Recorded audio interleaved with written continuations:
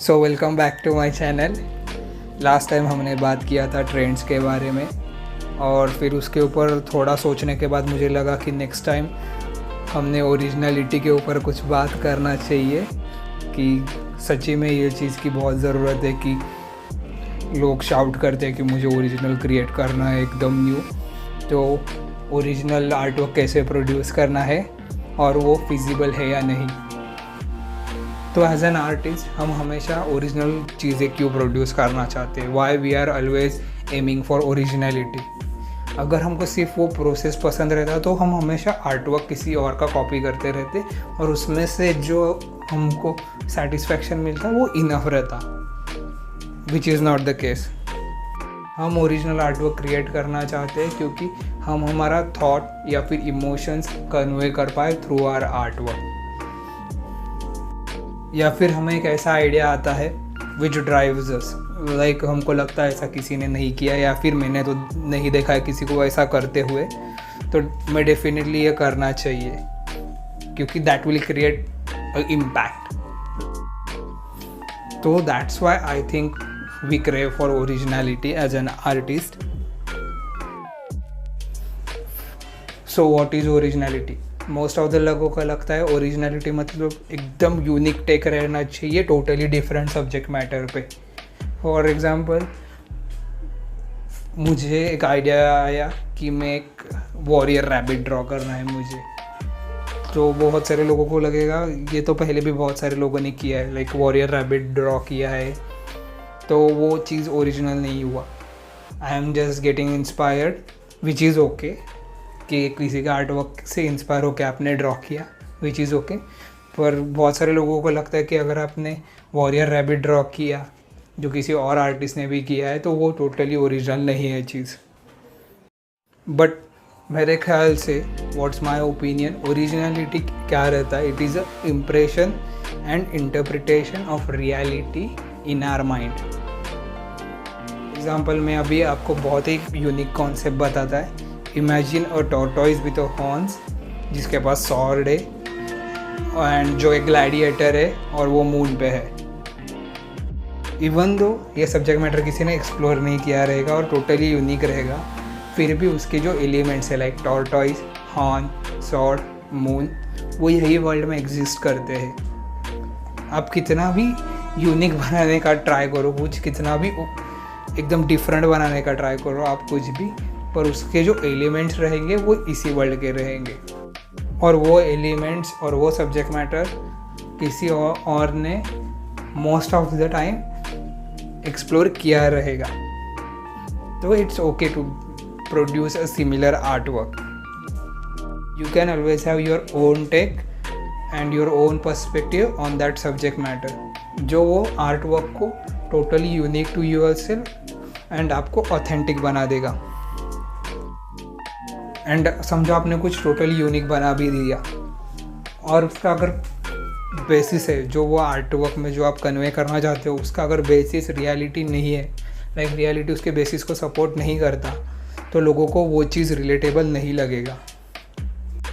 Because as per my observation, what I think, imagination is an interpretation and modification of reality. बहुत आपने imaginative चीज़ भी बना लिया, पर उसको थोड़ा बहुत रियलिस्टिक बेसिस होना चाहिए। So rather than focusing on originality, what we can do as an artist, हमें क्या करना चाहिए? लाइक हमको किसी को कॉपी भी नहीं करना है, एंड हम ओरिजिनल एकदम कोई चीज़ ये दुनिया से एकदम अलग नहीं क्रिएट कर सकते। तो at that time we should focus on being more authentic. So what do I mean by being authentic? For example, दो आर्टिस्ट है इंडियाज़ पे which are heavily influenced by Indian culture, okay? एक बंदा एक artist उसमें से illustrations बना रहा है जो इंडियन कल्चर से इंस्पायर्ड है, हेवीली इन्फ्लुएंस से, जो नरेट कर रहा है इंडिया का स्टोरी। वो ऑथेंटिक है उसके लिए, क्योंकि वो चीज़ें उसके लिए मायने रखता है उतना। Like those thing hold value to him. और उसमें से जो सेकंड आर्टिस्ट है, 2 आर्टिस्ट में से, वो शायद से बड़ा हुआ है ही मैन देखते हुए, उसने वेस्टर्न कल्चर फॉलो किया है, वो कार्टून्स वगैरह बहुत ज़्यादा देखा है, कॉमिक्स पढ़ा है उसने, उसको साईफाई में इंटरेस्ट है, मैक्स ड्रॉ करने में इंटरेस्ट है, स्पेसशिप ड्रॉ करने में इंटरेस्ट है। ओके, और अगर वो बंदा वो दूसरा आर्टिस्ट को देख के इन्फ्लुएंस होता है और वो बोलता है कि मैं भी तो इंडियन आर्टिस्ट है, मैं भी इंडियन कल्चर में बड़ा है, मतलब पला बड़ा है, तो मैं क्यों नहीं ड्रॉ कर सकता उसे, वो सब्जेक्ट मैटर क्यों नहीं ड्रॉ कर सकता। Definitely he can. उसके ऊपर, इंडियन कल्चर के ऊपर किसी का भी कॉपीराइट नहीं है,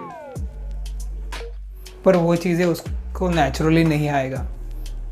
पर समझो फिर भी उसको कुछ तो इंडियन कल्चर के ऊपर ही ओरिजिनल बनाना है, तो व्हाट ही कैन डू, वो इंडियन कल्चर से इंस्पायर्ड होके उसमें से कुछ एलिमेंट्स ले सकता है, जो वो उसके स्पेसशिप में या फिर मैक्स में या फिर साईफाई स्टफ्स में ऐड कर सकता है। सो उससे क्या होगा, वो इंडियन कल्चर को भी एक्सप्लोर कर सकता है, उसके भी एलिमेंट्स वो यूज़ कर सकता है, ऐड कर सकता है अपने आर्ट वर्क में, by being authentic to himself, by producing max sci fi, जो चीज़ें उसको वैल्यूएबल है, उसके लिए मायने रखती है। फॉर एग्ज़ाम्पल, मुझे वापस मेरा इंडियन आर्ट फेस्टिवल का एक एक्सपीरियंस शेयर करना है। उधर मैं गया था तभी, आई थिंक वो लाइक कॉरपोरेट क्लाइंट्स को अट्रैक्ट करने के लिए बनाई रहेगी पेंटिंग। एक बहुत बड़े कैनवास पे, लाइक 26 फीट और 25 फीट बाई 10 फीट का एक कैनवास था। उसके ऊपर वो बंदे ने एब्स्ट्रैक्ट पेंटिंग किया था, लाइक रेड कलर से उसको पूरा फिलअप किया था एंड टेक्सचर्स ऐड किए थे। एंड उसके राइट साइड में उसने लिटरली उस पर ऐसे ही लिखा था वो पेंटिंग के ऊपर, दैट रेड कलर का क्या वैल्यू है उसके लिए। पेंटिंग एक इतना पावरफुल मीडियम है कि वो 1000 वर्ड्स का मीनिंग एक पेंटिंग कन्वे कर सकता है। एंड लिटरली वो पेंटिंग एक्सप्लेन करने के लिए अगर आपको 2000 वर्ड्स लिखने का ज़रूरत है, तो what kind of visual communicator are you. उसके बाद मैं मेरे दोस्त के साथ जहांगीर आर्ट गैलरी में गया था और उधर एक एब्स्ट्रैक्ट शो था। तो उधर गया, जैसे उधर गया, उसने कुछ उधर लिखा नहीं था पेंटिंग्स के बारे में, और फिर पेंटिंग्स देख रहा था और पता नहीं क्यों पर पेंटिंग्स देख के मेरे और मेरे दोस्त के चेहरे पे स्माइल आ गई और हम स्माइल करना रोक नहीं पा रहे थे हमारा। तो हमने पेंटिंग्स देखा और पता नहीं क्यों पर वो बहुत बढ़िया लग रही थी। तो उसके बाद हमने आर्टिस्ट से बात किया, वो जिसने वो एग्जीबिशन रखा था। तो हमने उसको पूछा एब्स्ट्रैक्ट का मीनिंग क्या है। तो बोलता है एब्स्ट्रैक्ट का कुछ उसने हमको बताया कि एब्स्ट्रैक्ट का कुछ भी मीनिंग नहीं है। It is not focusing on the result, it is about you are enjoying your process, and abstract painting is a byproduct of that. And he said I was just having fun while painting these canvases. And वो चीज़ उसका वो canvas reflect कर रहा था, like वो painting reflect कर रहे थे। That's why we are those painting evoke those feeling in us. वो पेंटिंग के देख के अगर उसके सामने और 4 आर्टिस्ट खड़े रहते तो आप बता सकते हो उसमें से किस बंदे ने वो पेंटिंग बनाई है। Like those painting was reflecting his personality.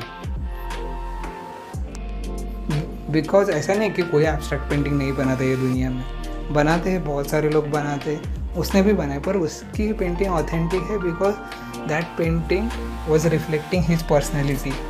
Definitely he will have his unique take and his own perspective in those paintings, so that painting becomes authentic to himself. अगर कोई और जाके वैसा ही पेंटिंग बनाने का ट्राई करेगा, पहला चीज़ वो बनेगा नहीं, और इवन दो वो वैसा ही बना तो वो ऑथेंटिक नहीं लगेगा। लाइक जब भी मैं वो आर्टिस्ट का प्रीवियस वर्क देखेगा, उससे बात करेगा, हमको पता चल जाएगा कि ये चीज़ ऑथेंटिक नहीं है उसके लिए, क्योंकि हम पता चल जाता है कौन सा चीज़ किसके लिए कितना वैल्यूएबल है, कितना मैटर करता है।